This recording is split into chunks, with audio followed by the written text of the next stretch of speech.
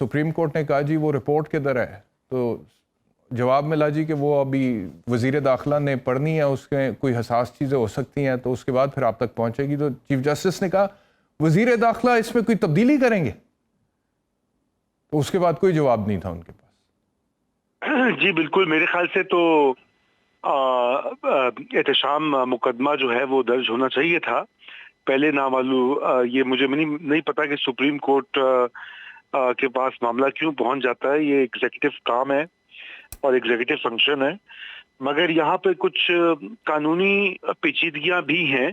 آپ خود ماشاءاللہ ماہر قانون ہیں، اگر ایک وقوع جو ہے وہ پاکستان سے باہر سرزد ہوتا ہے تو پھر سوال یہ پیدا ہوتا ہے کہ اس کی ایف آئی آر جو ہے اس میں آپ کس کو نامینیٹ کرتے ہیں۔ اگر آپ کو یاد ہو جب یہ اندھوناک واقعہ پیش آیا تو اس وقت کینیا کی پولیس کا بیان آیا تھا کہ انہوں نے مسٹیکن آئیڈینٹی کی بنیاد کے اوپر ایک شوٹنگ کر دی ہے۔ بعد میں وہ پھر وہاں پر جب تحقیقات ہوئیں، ان کی اپنی جرنلسٹ نے وہ کیا تھا، انہوں نے کہا کہ یہ غلط ہے بات، اور پھر ہماری جو یہ ٹیم ہے جو پاکستان سے گئی، انہوں نے کہا کہ یہ ایک اساسینیشن اٹیمپٹ تھی۔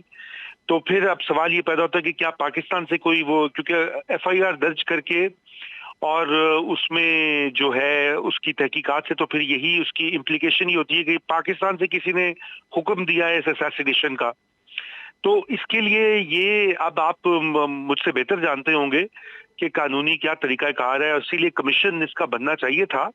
فی الفور سوال یہ بھی پیدا ہوتا ہے آج احتشام صاحب کے سپریم کورٹ آف پاکستان کو یہ درخواست جو ہے تقریباً 1 ماہ پہلے دی گئی تھی، تقریباً 28-29 دن پہلے جو خط لکھا گیا تھا، تو انہوں نے اس خط کے اوپر کوئی کارروائی نہیں کی، اور پھر یہ پبلک پریشر بڑا، پبلک اوپینین میں آپ نے دیکھا کہ بہت سے خط بھیجے گئے چیف جسٹس صاحب کو، تو آج صبح موٹو نوٹس ہوا۔ رضا رومی صاحب چلیں وہ ڈیلے تو اپنی جگہ پر ہے، لیکن ایک اور جو ہو گیا نا مسئلہ وہ یہ ہو گیا کہ میں وہی دیکھ رہا تھا کہ سیکرٹری داخلہ، secretary foreign affair, secretary information, D G I B, D G F I A, president P F U, سب کو بلا لیا جی، لیکن مقتول کے گھر والوں کو سپریم کورٹ نے نہیں بلایا۔ مطلب کہ تو پھر یہ تو دیکھیں نا، یہ تو سپریم کورٹ سے پھر پوچھنا چاہیے نا۔ اور سوال یہ پیدا ہوتا ہے کہ دیکھیے جو اگر کرمنل اوفینس جو ہوتا ہے وہ ریاست کے خلاف ایک جرم ہوتا ہے، اس میں اسٹیٹ مدعی بنتی ہے ہمیشہ۔ وہ سول کیسز میں پارٹیز جو ہیں، فریقین جو ہیں وہ بنتے ہیں۔ جو لواحقین ہوتے ہیں، فیملیز جو ہوتی ہیں، وہ بالکل سیکنڈری طور پر ایک مدعی بن سکتے ہیں، لیکن بنیادی کام تو ریاست کا ہوتا ہے۔ تو اس لحاظ سے میرے خیال سے یہ اعتراض جو ہے یہ اس میں مجھے وزن نہیں کم دکھائی دیتا۔ بدقسمتی سے ہوتا یہ رہا ہے پچھلے، کس چیز میں وزن نہیں دکھائی دیتا؟ جی، کہ صرف ان کی فیملی جو ہے وہ مدعی بنے۔ نہیں، وہ قانونی طور پہ میں آپ کو بتا دیتا ہوں سر، جی every criminal case is an offense against the state. Every criminal incident, every offense is an offense against, but that does not mean that the state can take away the right of a private aggrieved party to pursue the case. یہ نہیں ہو سکتا۔ ہاں، تو یہ دیکھیے نا، پھر supreme court of Pakistan کو یہ چاہیے تھا کہ وہ اس معاملے کے اوپر جب انہوں نے اتنی ہدایات دیں اور آج ایف آئی آر درج کروائی تو یہ وہاں پر ہونا چاہیے تھا۔ اور دوسری، اور حکومت کو خود بھی چاہیے تھا، نامعلوم کہ کیوں نہیں ان کی فیملی سے انہوں نے رابطہ کیا۔ مگر آپ یہ بھی جانتے ہیں کہ یہ اچھا، وہ جو شہباز صاحب جو کہہ رہے ہیں اس سے آپ اتفاق کرتے ہیں، کہتے ہیں جرنلسٹ کی بڑی پروٹیکشن ایشیا میں بہترین ہے؟ نہیں، یہ تو ایسے یہ تو پروپیگنڈا ٹائپ سیاست ہے۔ دیکھیے بات یہ کہ شہباز صاحب یہ بات کہتے رہے، اس سے پہلے آپ خان صاحب کی باتیں بھی سن چکے ہیں، انہوں نے کہا تھا کہ برطانیہ سے زیادہ آزاد پریس ہے یہاں پر۔ تو ادھر یہ ہمارے سیاستدان تو اس طرح کے بیانات دیتے رہتے ہیں اور وہ عوام کو جو ہے گمراہ بھی کرتے رہتے ہیں۔ اچھا، میں آپ کی طرف واپس آتا ہوں۔ علی گور بلوچ صاحب یہ فرمائے گا کہ یہ وزیر اعظم، ایک ایشو، اب if I may come to politics، وزیر اعظم آزاد کشمیر وہ کہتے ہیں جی میرا مال بند کر دیا آپ لوگوں نے، یہ کیا چکر ہے سر؟ مال کیوں بند ہو گیا؟ دیکھیں، مال تو کوئی لیگل قانونی وجہ ہوگی جس کی وجہ سے بند ہوا، اور اس کے بعد میرے خیال ہے وہ کھل بھی گیا ہے، لیکن جو واقعہ پیش آیا کچھ پورشن ہوں گے کسی قانونی وجہ، اور اگر کھل گیا تو پھر سیل کیوں ہوا تھا، یہ بھی تو سوال ہے۔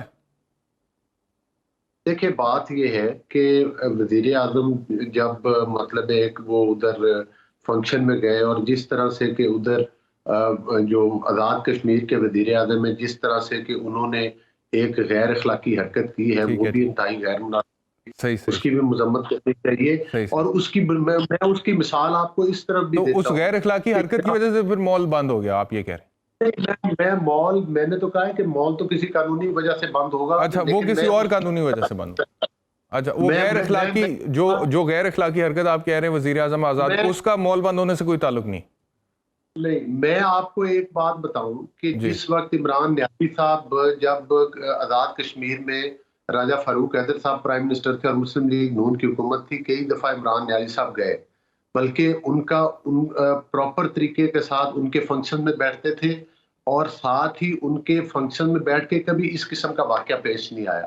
چونکہ پی ٹی آئی کا یہ کلچر ہے کہ لوگوں بالکل صحیح ہے. میں کہتا ہوں کہ انہوں نے ہو سکتا ہے, مجھے نہیں پتا کہ ایگزیکٹلی وہاں پہ کیا ہوا, لیکن ہو سکتا ہے کہ انہوں نے کوئی غیر اخلاقی حرکت کی ہو تو پھر مال بند ہو گیا اس کے بعد ان کا, تو آپ کہہ رہے ہیں کہ اس کا اس سے کوئی تعلق نہیں؟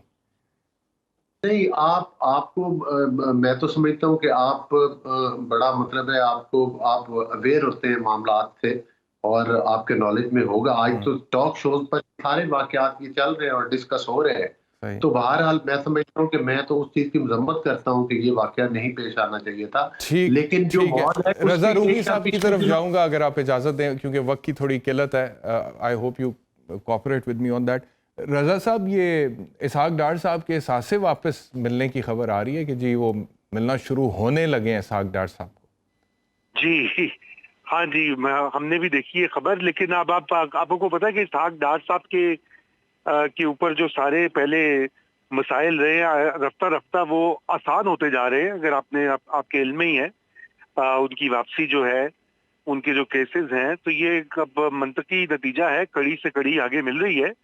اور میں نہیں سمجھتا کہ وہ ان کے جو اگر کسی کے اثاثے جو ہوتے ہیں وہ سیل کرنا جو ہے وہ بالکل غلط ہوتا ہے معاملہ. اور خاص طور پہ اگر بندے کا نام اسحاق ڈار ہو پھر تو بالکل ہی غلط ہوتا ہے. نہیں, بندے کی بات نہیں ہے. جب تک دیکھیے یہ کیسز ابھی پینڈنگ ہیں, زیر التوا ہے, کوئی کنوکشنز جو ہیں اور اگر اپیل میں نہیں, اب تو میرے خیال میں کیسز ختم ہو گئے نا. جی وہ تو پھر جب کیسز ختم ہو تو پھر تو اثاثے مل جائیں گے نا. دیکھیے اب یہ بات جو ہے, مسئلہ یہ کہ پہلے یہ کیسز بنتے ہی کیوں ہیں یہ بھی تو دیکھنا پڑتا ہے نا ہمیں. صحیح ہے.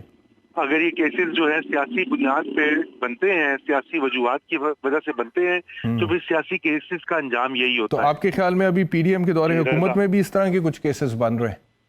جی بالکل, یہ تو ہماری سیاست کا کاروبار یہ ہوتا ہے, اپنے مخالفین کو اندر کریں اور ان کو جو ہے.